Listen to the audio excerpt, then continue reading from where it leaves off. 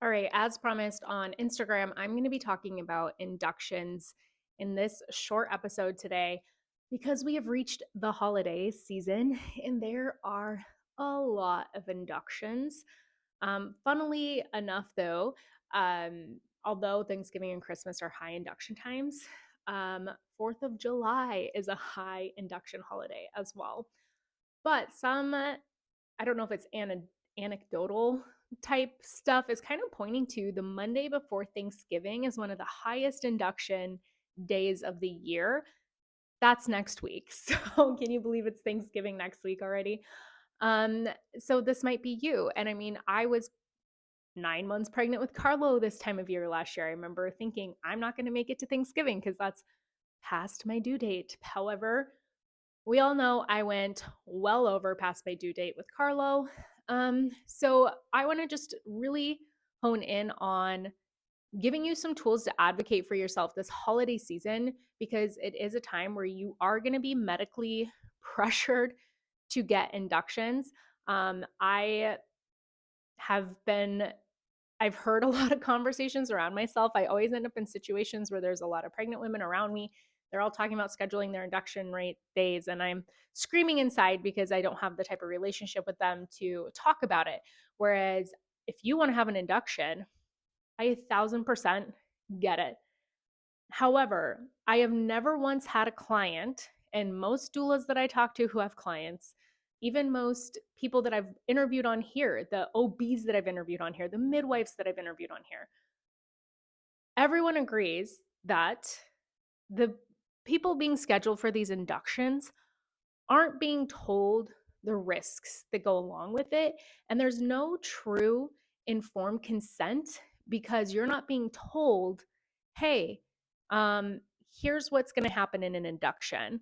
And you're not told options and alternatives and different things that might pop up, or even alternatives. Like if you're like, well, I really don't want Pitocin. And they're like, well, we really need to induce you. Pitocin's what we use.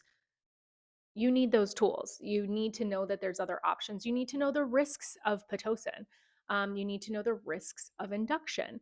If you go back to my episode, and I'll link everything in the show notes so you can do that, that when I had on Gina Mundy on here, she is a lawyer. This is what she has dedicated her life to, is working with OBs, and she gets cases constantly that come across her desk. And she said, gave us a lot of information in there, that pretty much every single case that comes across her desk involves induction and Pitocin. What doesn't come across her desk is unmedicated vaginal birth. So if you want to have the smoothest birth possible, the lowest intervention birth is going to deliver that. That's also just statistically speaking. And there's also a lot more birth statistics coming out that's showing that home birth and birth center birth obviously are going to have the lowest intervention rates. You might be being told you're high risk because of age or weight or gestational diabetes. That doesn't necessarily make you high risk. I have some great episodes on that as well. That wouldn't necessarily risk you out of home birth or hospital birth. Are there certain people who for sure need to be birthing in the hospital? Absolutely. And maybe that's also you, because that's just where you feel more comfortable. And then you need to birth where you feel comfortable, but you also need to know then you're birthing in a system that works off of precaution and not what's normal. So you need to be prepared to advocate and to have tools. So I want to first talk about because all of these inductions that are happening are based off of your due date, right? So what is your due date? Where did this even come from? So I'm going to dive in with that first. This segment I got from Evidence Based Birth. They have a great article on evidence on due dates where they've compiled research together. So, where we got due dates from is from a study done on 100 women in the 1700s. So, it was a professor from the Netherlands. He explained how to calculate your due date based on 100 women. And he figured out that the estimate due date, you take 7 days and you add it to your last period, and then you add 9 months. However, he never explained whether that 7 days that you're adding to your last period is at the beginning of your last period or at the end of your last period. So, right there, depending on the length of your period, if you have on average a 5-day period, that's a 5-day discrepancy of the due date, right? Whether you're adding it to the last day of your last period or the last day of your first period. So, he didn't clarify that. So then in the 1800s, in 1812, a professor from Germany, I'm going to probably mispronounce his name, it's like Nagale, he quoted this professor and added some of his own thoughts. And he said to start counting from the beginning of the last period. And so the text can like be interpreted either way. And so as the 1800s went on, different doctors interpreted what he said. Oh, wait, hold on.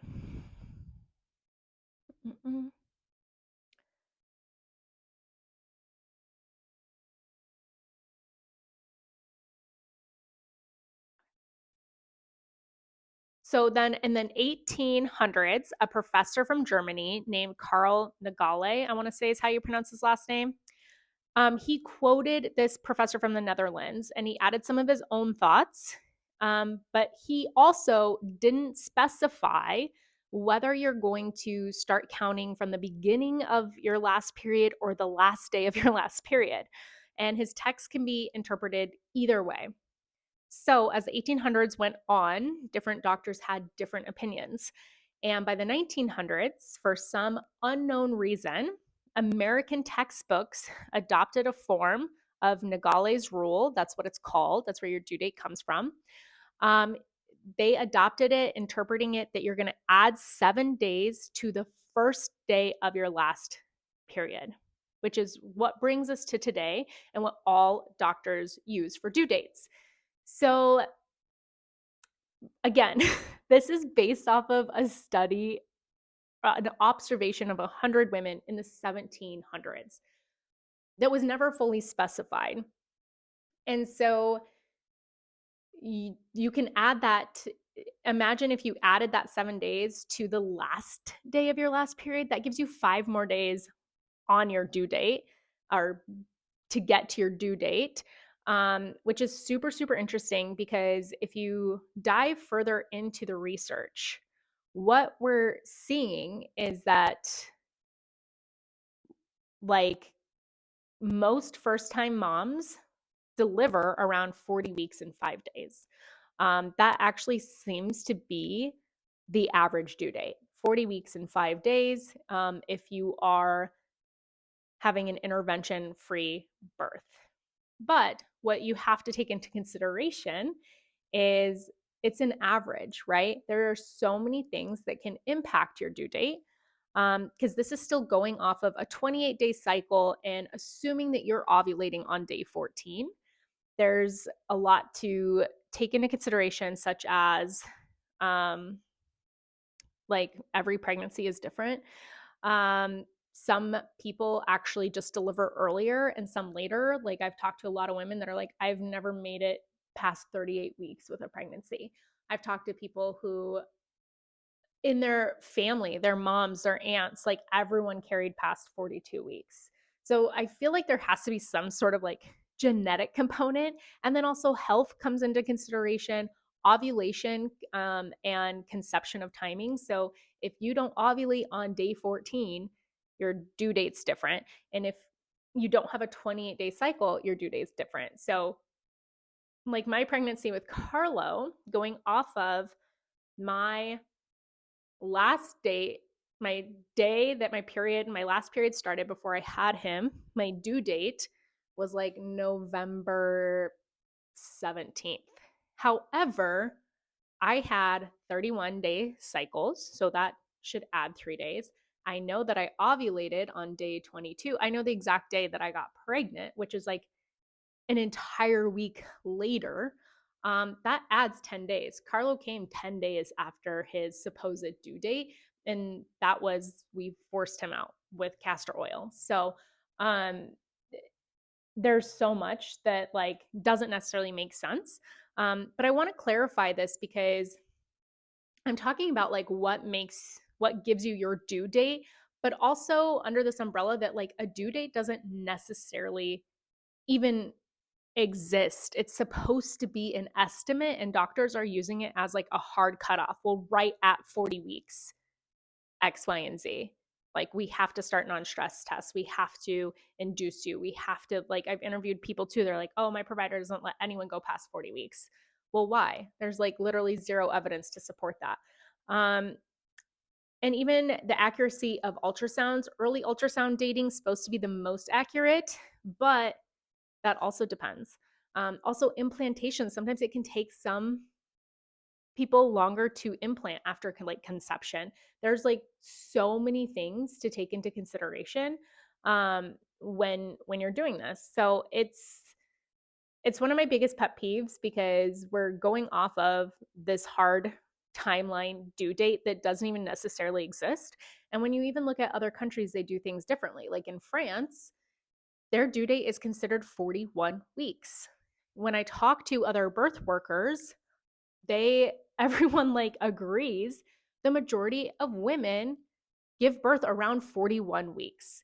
If you leave the pregnancy untouched by 41 weeks, most will have given birth. I think it's like 75% will have given birth by 41 weeks. Okay, so I can go on and on about due dates and how they're inaccurate. It's supposed to give you an estimate. It's supposed to be like within this 4-week time frame, ideally we'd like you to give birth. The whole going past your due date in the past 42 weeks is where they're going to say like use the stillbirth card, right? They're going to say your risk of having a stillbirth significantly goes up. And it depends on how you interpret the data, because they might say something scary like your risk of stillbirth goes up 94%, which could be true because it, depending on which research study you're looking at. So I have a compilation here in front of me of 3 different studies, and they all had different outcomes. And what they all kind of show is that it does go up after 42 weeks. However, one of them showed that at 40 weeks, it was 0.72 per 1,000. Between 41 and 42 weeks, it was 0.44 per 1,000, which is actually lower. And then after 42 weeks, 42 to 43 weeks, it was 0.7, which was actually lower than 40 weeks. And then after 43 weeks, it was 8.85 per 1,000 babies. So that after 43 weeks, significantly increased. Again, that's about 2 babies out of 226 pregnancies, whereas before it wasn't even 1 in 1,000. So after 43 weeks, it did significantly increase, which is something to take in consideration. All of the other studies were pretty similar, that the stillbirth rate slowly increased, but still not the scary verbiage that providers are using, because the research is there and it's not like this babies just start dying after 40 weeks. Are there unfortunate circumstances? Yes. The rates at which they were a lot higher in all of the studies were when babies were small for gestational age. That was where the bigger rates were, which in some of those cases, it's if your baby stops growing in utero, it is safer to get them out than to keep them in. But it's just like super interesting how that research is presented to you, because what feedback I'm getting from clients is that their providers are telling them your placenta stops working, your baby stops getting nutrients. But then they're also saying your baby's going to get too big. Well, how can your baby keep growing if your placenta is not working and they're not getting any nutrients? That doesn't make sense. So it's just very interesting what people are saying, and how, again, like how everything is just kind of presented. Because I hardly know anyone that doesn't get induced, I would say. Um, especially if they don't have a doula, if they're not working with a midwife, almost every single person I know birthing in a hospital setting is being induced. And we're seeing our birthing statistics in the United States are awful. So it's like, where's the math of that is we're having more and more intervention and worse outcomes. All right. I want to talk a little bit too. There's an account that I follow that I absolutely love, the Down to Birth show. It's a midwife and a doula. And they had just posted something that said that you have a due date is the first lie you will be told in pregnancy. And I thought that was so powerful because, again, we're kind of going off of this made up guess date. And so many decisions are based on that. And, um, you know, then you're going to be told a lot of other things in your birth. A few that they had mentioned here is your baby's too big, it's too small, your placenta is failing, your fluids are too low, you have too much fluids, you're too old, you've gained too much weight, your pregnancy's lasting too long, you're safer getting a C-section, you need to be induced, you have preeclampsia, your baby could die. Absolutely, some of these can be legitimate and true, but very, very often they are fear tactics used. Length of gestations, not a precise science. Babies come when they are ready. And one thing with babies coming when they're ready is that their last thing to develop is their lungs. And when their lungs are fully developed, they actually secrete a substance that tells your body that they are ready and it's safe to now go into labor. And you might be thinking, well, I got induced and my baby was breathing. Great. It doesn't mean that they're going to come out not breathing, but sometimes it could mean that they could come out and not be ready. So making sure that they're fully getting everything they need is so, so important. And kind of this culture of, well, I'm done, right? I'm done being pregnant. I'm so sick of being pregnant. I'm over this pregnancy. I'm so ready for the baby to come. So I'm scheduling my induction. I'm sure I'm going to get hate for this, but like, it's it's so selfish. And I get that, like, how you feel is totally valid, but also the health of your baby. Like, once you decide to become a mom, there's so many sacrifices that you make, and pregnancy for sure is one, and birth for sure is one.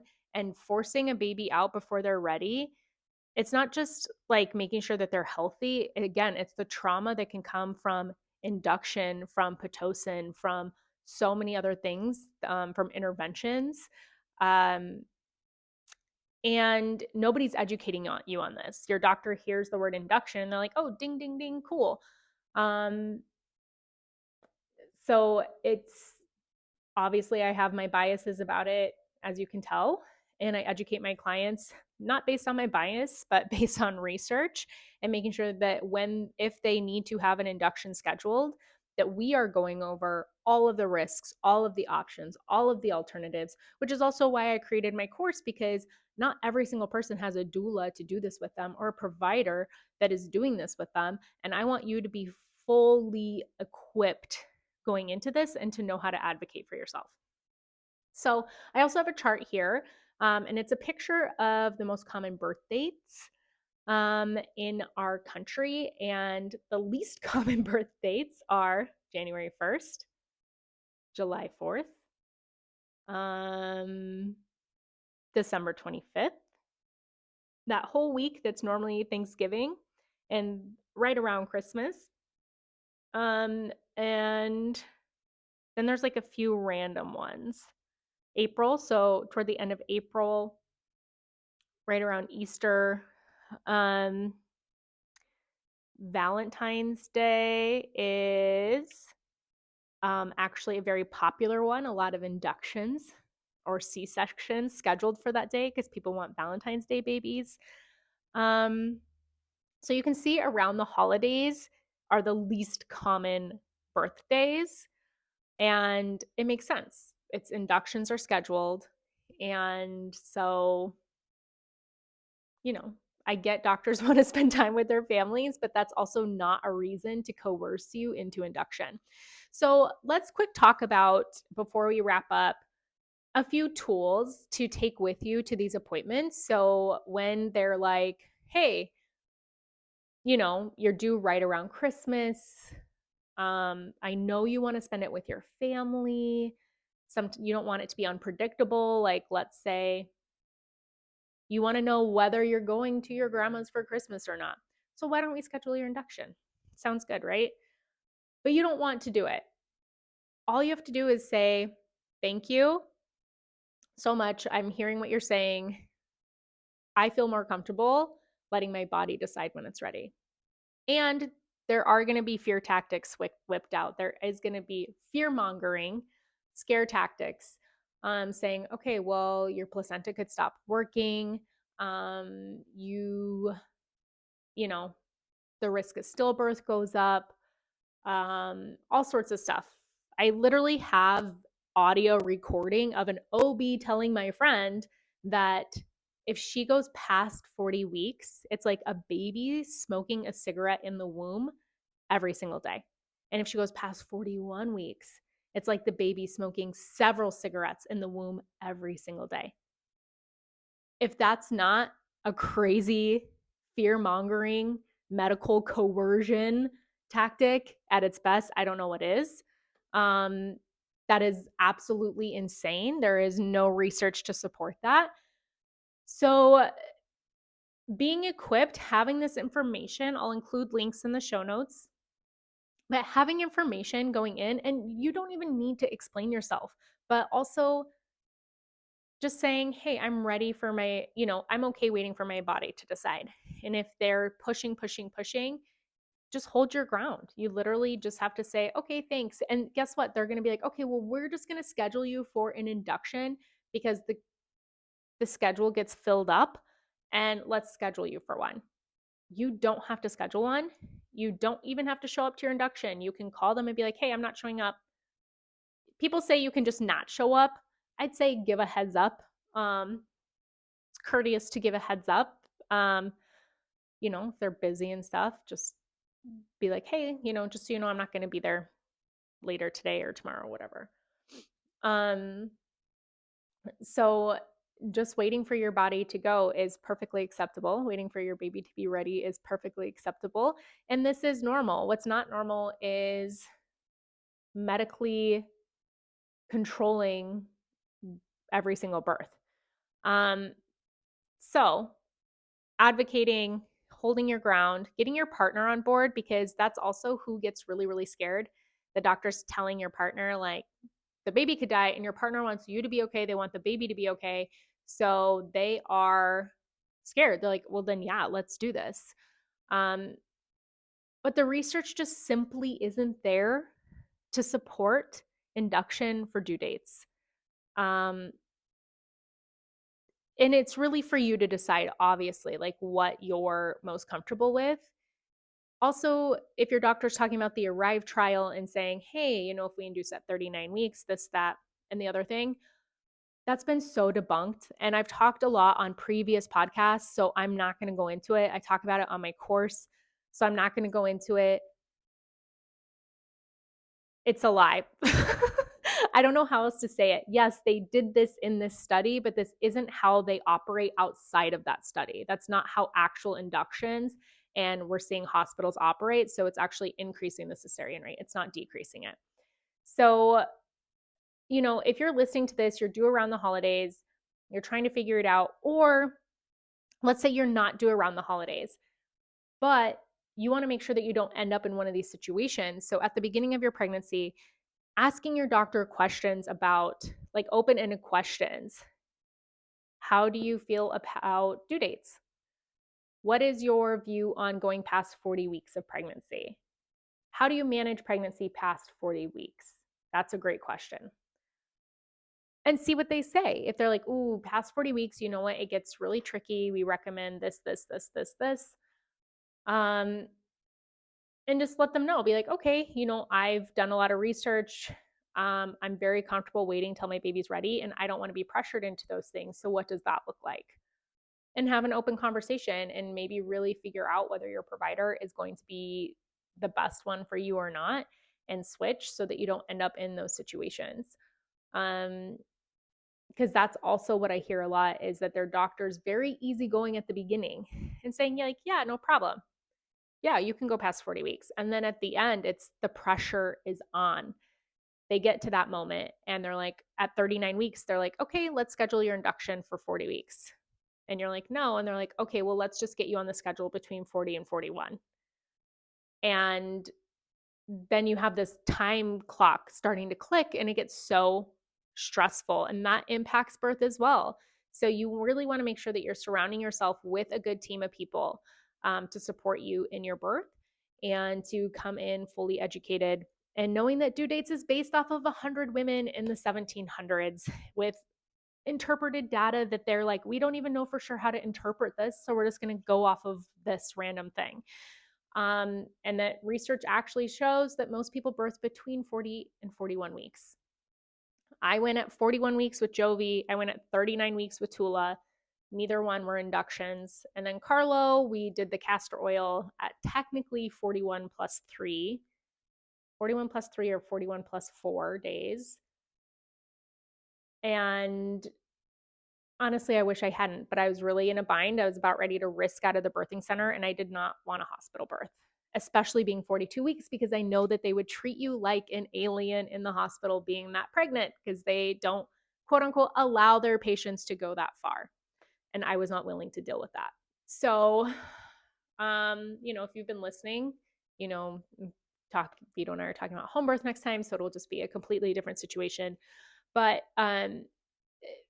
what I'm so passionate about, it's not, like I said, whether you get the induction or not, that you're getting the information, because I am hearing story after story after story of moms saying, I had a plan and it flew out the window.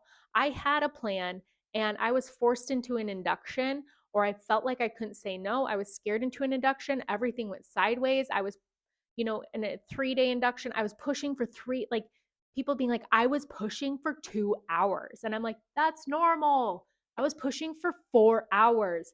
That's normal. I don't know why people think this is outside of normal.